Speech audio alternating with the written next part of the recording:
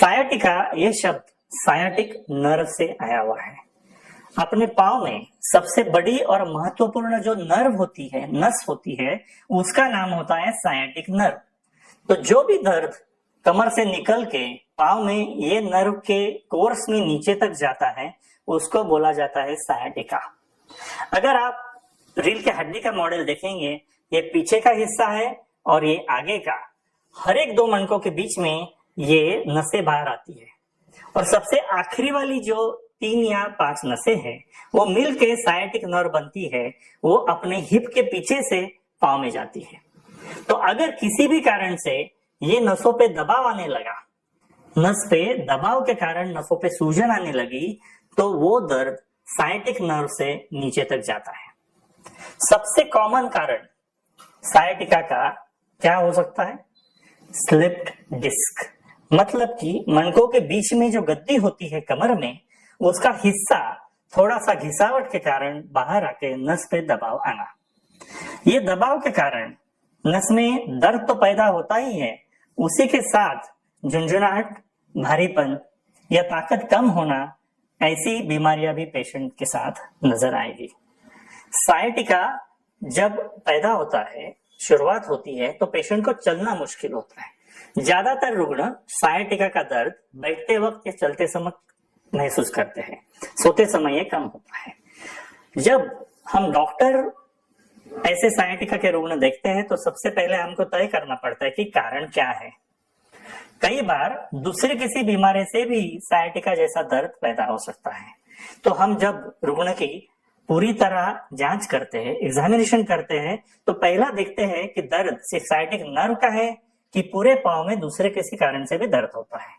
जैसे कि hip joint से या खूबे से आया हुआ दर्द कभी कभी सायाटिका जैसा महसूस होगा, या सैक्रोइलियक जॉइंट या रीढ़ की हड्डी या कमर की हड्डी के बीच का जॉइंट, उसमें अगर सूजन है तो भी सायाटिका जैसा दर्द होगा। या अगर पैर में खून का सप्लाई कम पड़ रहा है, जैसे डायबिटिक पेशेंट है, रोमेटॉइड आर्थराइटिस का पेशेंट है, तो कई बार हमने देखा कि कोरोना के टाइम अगर खून की गुठली जमा हो गई और उसकी वजह से पैरों में खून का सप्लाई कम हो रहा है, तो सायाटिका जैसा दर्द महसूस हो सकता है।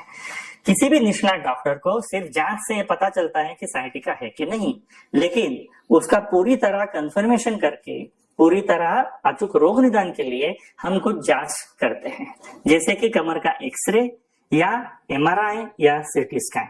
उसे ये पता चलता है कि किस कारण से सायाटिका हो रहा है। पैर अगर उठाया, रुग्ण को सुला के, अगर पूरा दर्द नीचे तक जा रहा है और उसी के साथ झुंझुनी भारीपन भी हो रहा है, तो भी सायाटिका का कंफर्मेशन क्लिनिकली होता है। लेकिन MRI ये आज के तारीख में गोल्ड स्टैंडर्ड माना जाता है कि जिसमें ये पूरी तरह दिखता है कि नस पे दबाव है क्या और किस कारण से है। सायाटिका स्लिप डिस्क से तो ज्यादातर दिखता ही है, लेकिन कई बार अगर नस पे दबाव किसी और कारण से आ रहा है, जैसे कि इन्फेक्शन है, एब्सेस है और उसकी वजह से नस पे दबाव है, या तो ट्यूमर पैदा हुआ है उसकी वजह से नस पे दबाव है, या किसी इंजुरी के कारण हड्डी का टुकड़ा उस पे प्रेस कर रहा है, इसके कारण से भी सायाटिका जैसा दर्द पैदा होता है। तो सायाटिका का उपाय क्या है? सबसे पहली चीज, अचूक रोग निदान, किस कारण से हो रहा है, नस में प्रेशर कहाँ पे है और कितना प्रेशर है। ज्यादातर रुग्ण 80% रुग्ण सायाटिका के बिना सर्जरी के ठीक होते हैं। पूरी तरह रेस्ट, दर्द कम करने की दवाइयां, एंटी इंफ्लेमेटरी मेडिसिन जिसमें नस की सूजन कम हो, और उसी के साथ फिजिकल थेरेपी, इलेक्ट्रिकल या मैनुअल मोडालिटीज से सायाटिका का दर्द पूरी तरह ठीक किया जा सकता है। जैसे ही दर्द कम हो, कुछ एक्सरसाइजेस चालू करते हैं, जिसमें स्ट्रेचिंग एक्सरसाइज सबसे पहले आते हैं, इससे भी सायाटिका पूरी तरह ठीक हो सकता है।